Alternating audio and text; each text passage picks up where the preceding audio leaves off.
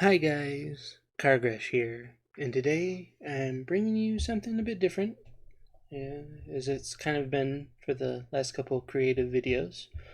Um, I've shown you guys me working with different mediums and different art supplies, stuff like that, trying out a few new things, showed you how to make a game, but I never once went into one of the few skills that I don't want to say qualified for, but one of the ones I'm not talented either. Just a lot of practice. A lot of practice. I have roughly about 60 stories, short stories under my belt. So I figured I'd share a few tips and tricks that I know that have helped me. Maybe that'll help you. Um, start writing. Open up your either your WordPad or Word or Google Docs and have it get creating a story. Um, and I don't have anything really visual. It's kind of hard to have visual stuff for story stuff.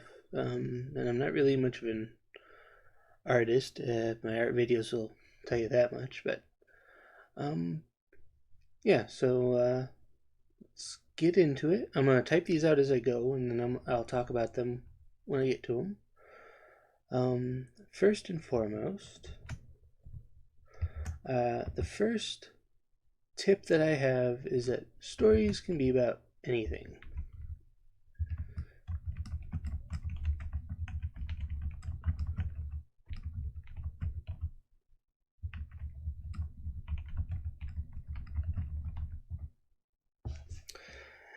As I wrote, stories can be about anything, and don't let examples affect your story.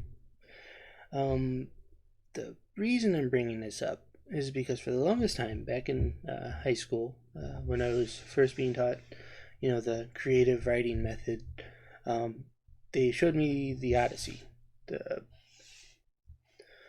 the the story from I think it's Homer made it, uh, Greek poet. At least I think so. Anyway, I think that's the guy who made it. But yeah, they show that as an example of story writing. And that's the only example I was ever given at that age, which is not really a great introduction into story writing, especially if you want to do something besides, war and fighting beasts and getting away from mythological creatures. It's not for everybody. And so I bring up this tip just to kind of open that door for anyone that maybe doesn't know. But there's probably tons of people there kind of rolling their eyes at this one, thinking it's kind of dumb. But it's one of the first ones, which should be a pretty dumb one, pretty simple, right in your face. Yeah, stories can be about anything, and that's how it should be. And don't let any if you're going through school right now or a creative writing class, don't let the examples affect and cause you to change up your story to match them.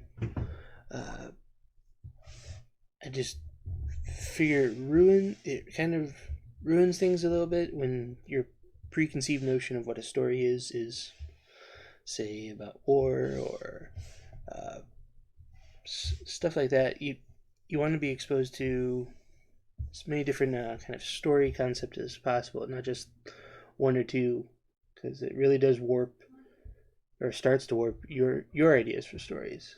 Um, so on to second tip.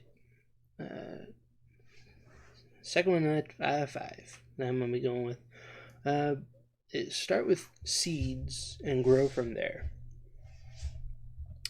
The the smallest example I have for a seed is okay, I should probably break this down. When I say seed, I mean the smallest point in a story that I could imagine.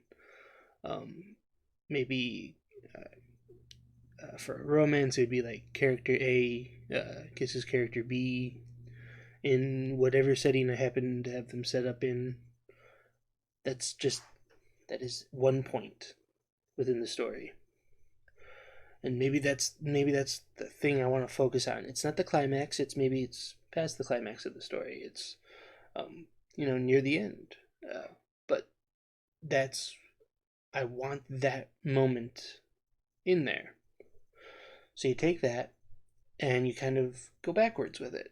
At least with that particular example, if the ending is them getting together and having the romantic kiss that I wanted them to have, how did they get there? Why did they get to this point? Why did they get to, or why did they go to wherever they're at? And you can kind of backtrack your way to where you need to go. Or if your seed is more of a climactic moment, like in, say, a murder mystery, you have this idea for this ingenious method of maybe getting rid of a body or something like that. You have that moment in the story that the detective you're following figures it out in your head. You have this little idea. There's just that. And so now you need to, make the killer who did that and how the story's going to end. It's kind of right there in the center. You have this seed of an idea, and you need to grow the story out to kind of what it could be. Another good thing to note is you want to always try and just write a story to fit. Don't take a short story and try to make it a long one, so to speak. So if you have a nice little short, say, romance story, don't try and drag it out with having them go places after place after place. Just don't do it. It's bad.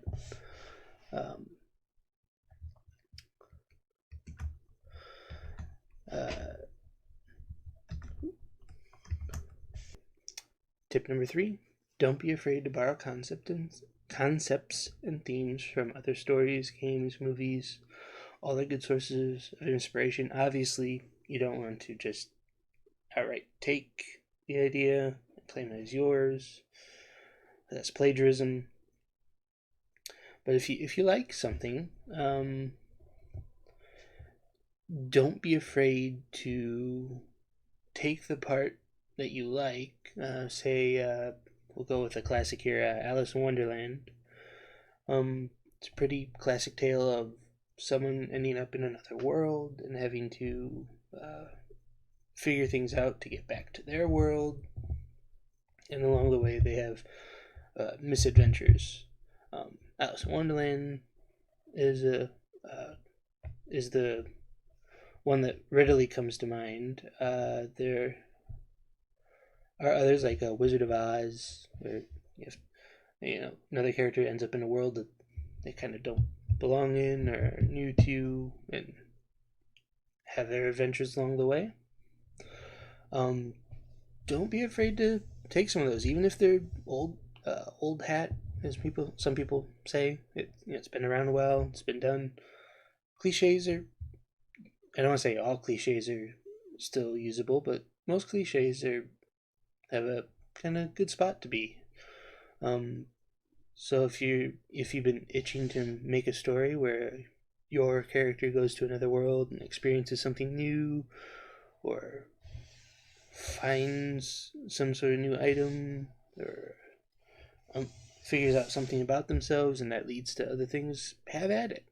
And if that isn't what your story is about, look at other stories that are sort of close.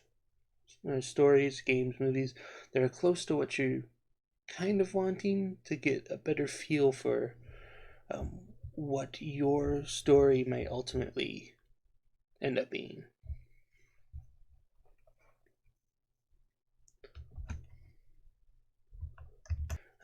Creative tip number 4: fan fiction is, much like fan art, is a great way to practice, and I'll stand by this time and time again. You've kind of already seen me do this with like the Five Nights at Freddy's stuff, because I really do like the franchise, and I've drawn a few pictures of it. I've colored in a lot of pictures of it. A lot of you guys like the colored pictures, but the main takeaway is that if you have this kind of world that you really like, say Undertale or something like that, that you can really get invested in, don't be afraid to kind of take that world.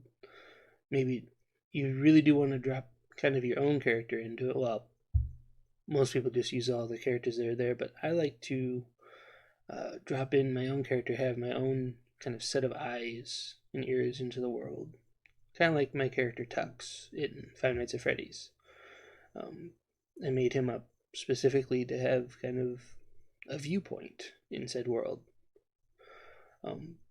And for a lot of people, this might be the easiest way to get started because you don't have to wait for inspiration to strike. You already really enjoy whatever world happened to inspire you. So go nuts. Have fun with it. Write that 2, 3, 4, 5 page story. Just go crazy with it. Have fun with it. That's kind of the whole shtick of it. Is that you're doing something you like, and any writing, just like any art, is going to improve your skill at it. Just there's no ifs, ands, or buts about that.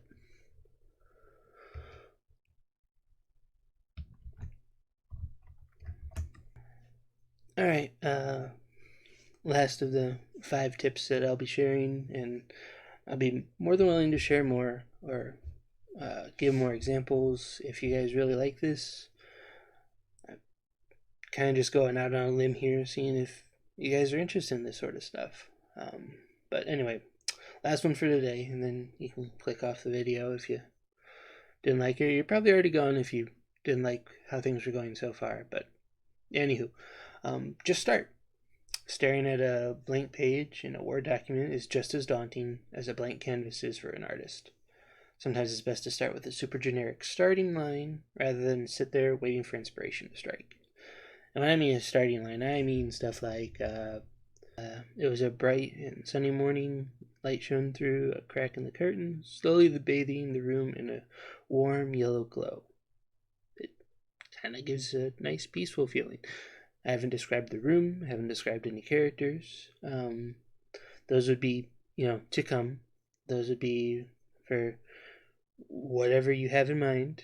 And then you just kind of go from there, but that gives you something to latch onto and go through. And once you get the ball rolling, it's much easier to keep going, at least from what I've experienced in the 60-ish stories that I have written. You just want to get a line in, even if you just start with maybe describing your character looking around the room, just something, anything. You need to get the ball rolling. And I know it's also another very generic one people are probably rolling their eyes at, because it should be just common knowledge. Start. If you start, you'll get to an end. But not everybody knows it.